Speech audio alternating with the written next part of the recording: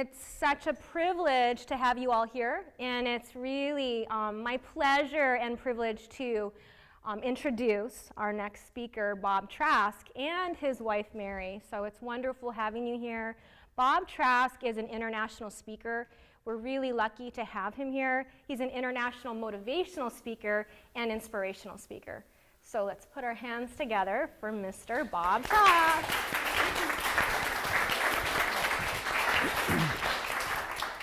Thank you. Thanks for having me here, and thanks for coming out and being here on this Sunday. There's a camera shooting over here, so I just wanted to let you people know on this side that these folks over here are in the Witness Protection Program. So you don't know them, you've never seen them. Today we're going to do some interesting things. We're going to talk about meditation. And my hopes are that when you go home today, you'll have some meditative techniques that you can use. I know most of you probably already meditate. How many people here have taken meditation classes? Almost everyone. How many of you meditate regularly? Okay. So when I say how many people take meditation classes, I get this. When I say how many people meditate regularly, I get this. So I know what that means, because I also am a meditator, and I've been meditating for many, many, many years. I first started meditating when I was a free diver, and I was free diving every day, and my intention was to get down deeper and stay longer. And when I got down to 60 feet in fairly cold water, which you can get down farther in warm water and stay down longer. But I was diving in about 60 feet of water, and 60 feet to the bottom of where I was diving, so that's why I went to 60 feet. But at a minute and a half, I was done. I mean, I had to be back on the surface in a minute and a half, or I was toast. So I thought, gosh, I've got to be able to stay down longer than that. I just can't stay down longer than that. I don't know what to do. Plus, when I would come up to fish, they would go and shoot away from me.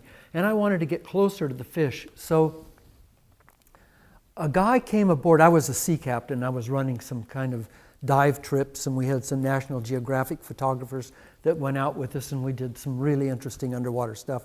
But a young kid came on just for a summer job, and he knew how to meditate. He'd taken transcendental meditation. So he taught me how to meditate. You know, you're not supposed to teach.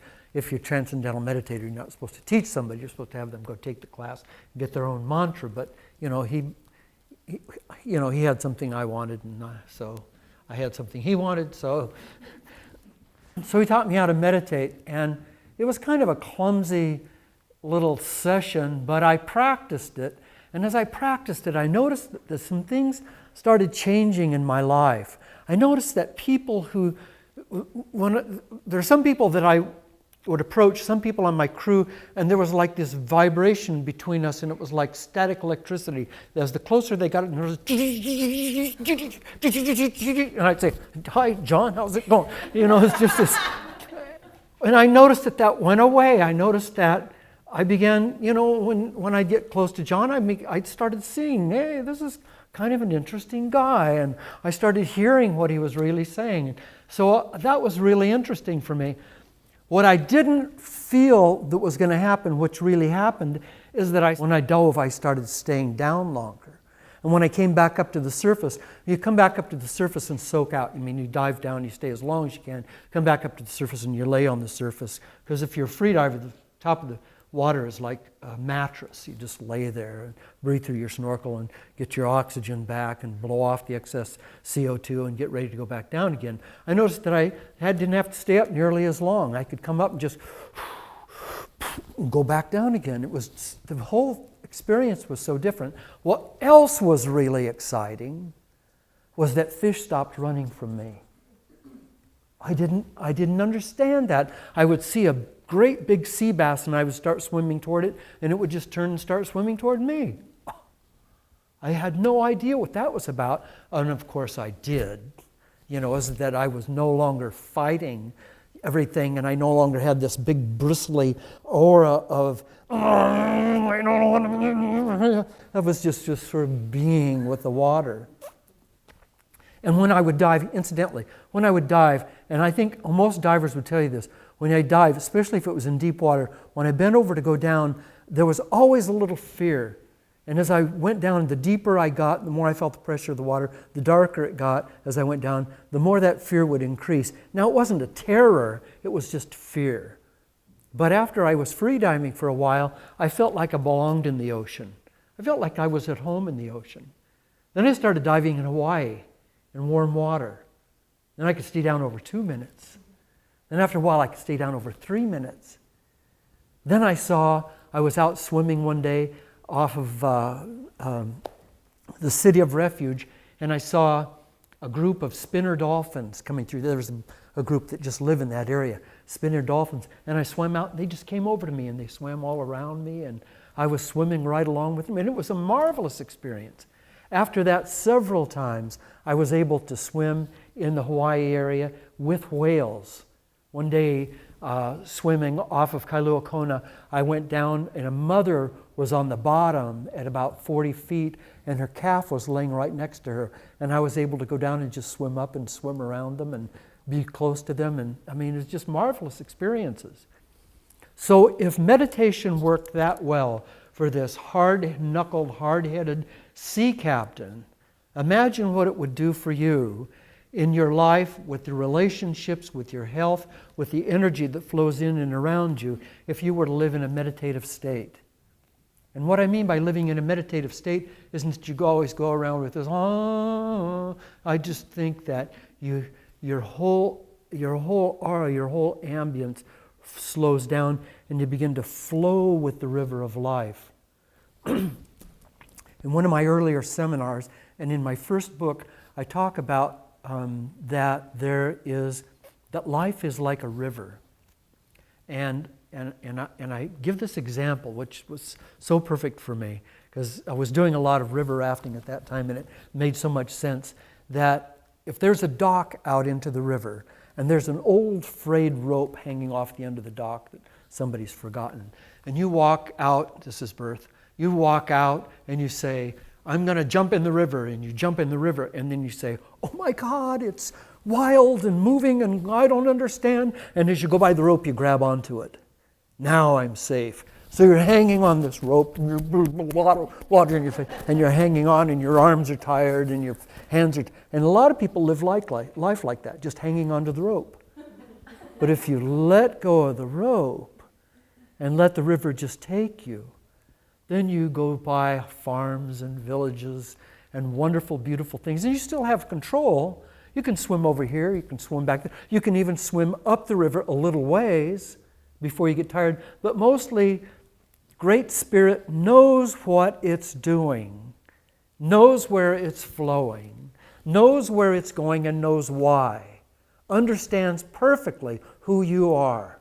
You are the only one that has ever been incarnated. You're the only one.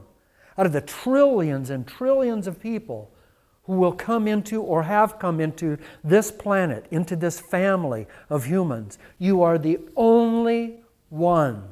No other one has ever had or will ever have your thumbprint, your voice print, your iris print, the neuronal pattern of your brain, your voice print. No other one. You're the only one. Because your soul, that's who I'm talking to, incidentally, is soul.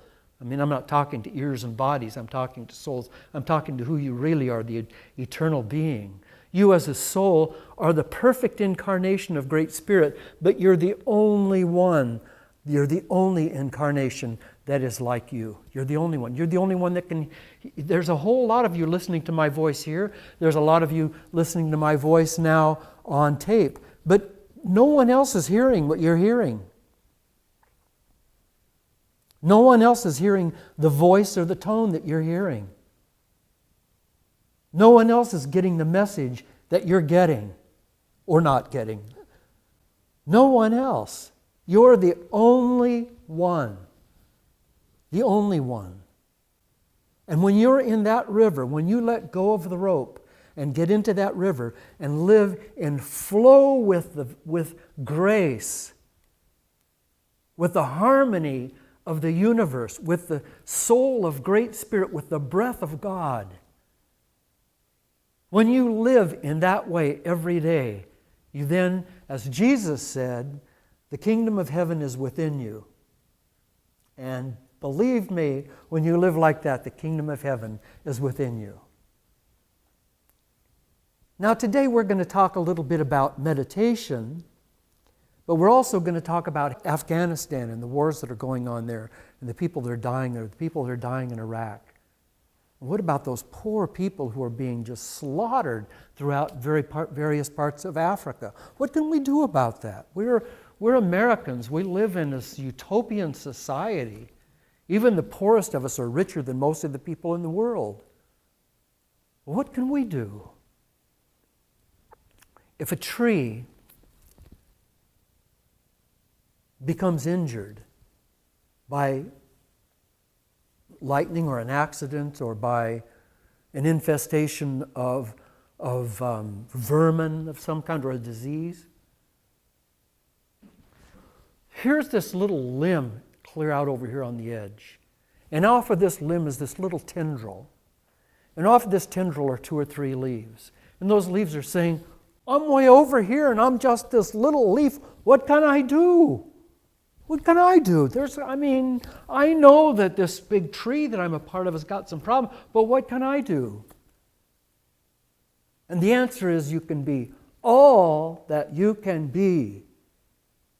Because if you be all that you can be, then the energy and the sustenance that you send back into the mother tree may be enough to heal the other part.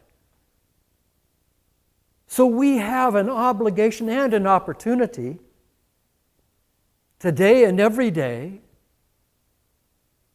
to help heal the human race in this galaxy by being the most powerful leaves on the tree that we can be. And we don't need to go to Haiti or to Africa, but we need to let our individual lights shine so brightly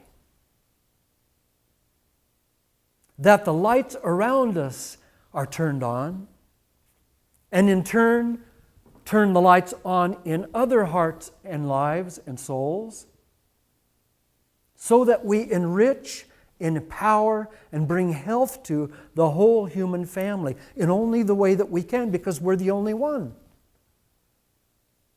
If you think your contribution doesn't amount to much, let me remind you that you're the only one. Maybe you take a variety of vitamins every day. You take C and D and E and, but, you're the C.